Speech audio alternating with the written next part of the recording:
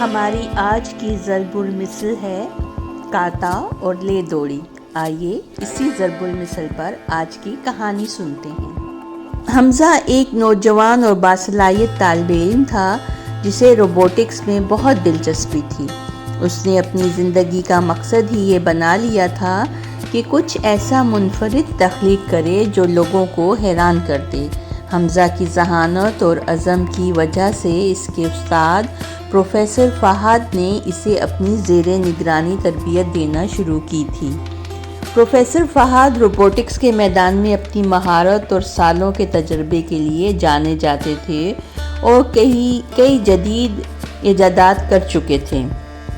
کئی ماہ کی محنت، کامیابیوں اور کوششوں کے بعد حمزہ اور پروفیسر فہد نے مل کر ایک جدید روبوٹ تیار کیا جو صفائی، چیزوں کو اٹھانے اور چھوٹے موٹے کام انجام دینے کے قابل تھا۔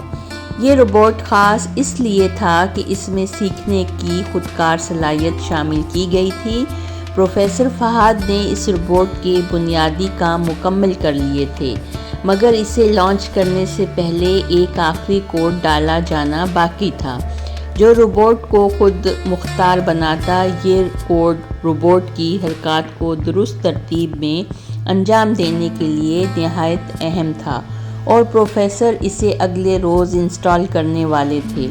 حمزہ کو یقین تھا کہ روبوٹ مکمل ہو چکا ہے۔ اس کی بے چینی بڑھتی جا رہی تھی کہ کب وہ اس حیرت انگیز تخلیق کو سب کے سامنے پیش کر سکے۔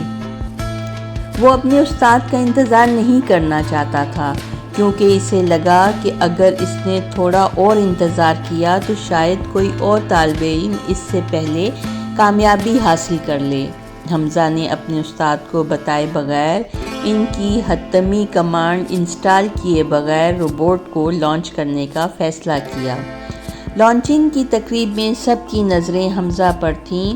اس نے بڑے جوش و خروش سے روبوٹ کو لوگوں کے سامنے پیش کیا۔ جیسے ہی روبوٹ کو چلایا گیا، ابتدائی طور پر سب نے تالیاں بجائیں اور حمزہ کو داد دی، مگر چند لمحوں بعد ہی عجیب و غریب صورتحال پیدا ہو گئی۔ روبوٹ نے صفائی کے بجائے کچرا بکھیرنا شروع کر دیا، میز سے چیزیں اٹھانے کے بجائے الٹی سیدھی جگہوں پر رکھنی شروع کر دیں۔ جہاں کسی کو مدد کی ضرورت ہوتی وہاں روبوٹ مزید الجھنیں پیدا کر دیتا۔ لوگ حیران تھے کہ آخر یہ روبوٹ کیا کر رہا ہے۔ حمزہ کو فوراً سمجھ میں نہیں آیا کہ یہ سب کیسے ہوا۔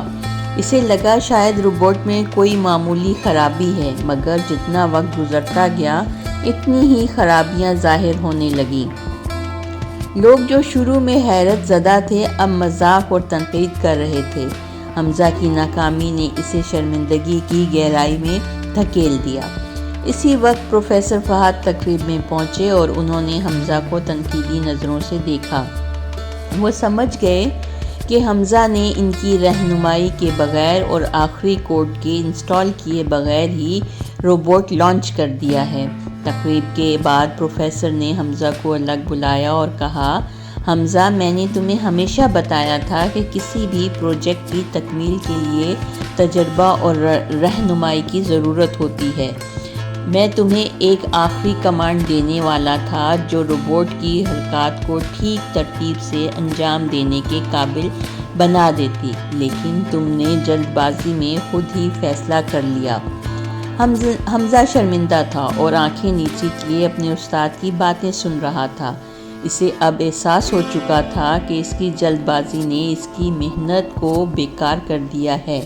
پروفیسر نے شفقت سے کہا، کامیابی کے لیے صبر اور حکمت عملی کی ضرورت ہوتی ہے، اور یہ کہ بنا پرکھے اور تحقیق کیے کچھ بھی کرنے کا انجام یہی ہوتا ہے۔ اگر تم نے میری آخری ہدایات کا انتظار کر لیا ہوتا تو آج تمہاری کامیابی ہمیشہ کے لیے ہوتی۔ حمزہ نے معذرت کی اور اپنے استاد سے وعدہ کیا کہ وہ آئندہ کبھی بھی بغیر رہنمائی کے جلد بازی نہیں کرے گا۔ پروفیسر فہد نے اسے معاف کر دیا اور اسے مزید رہنمائی دینے کا عہد کیا۔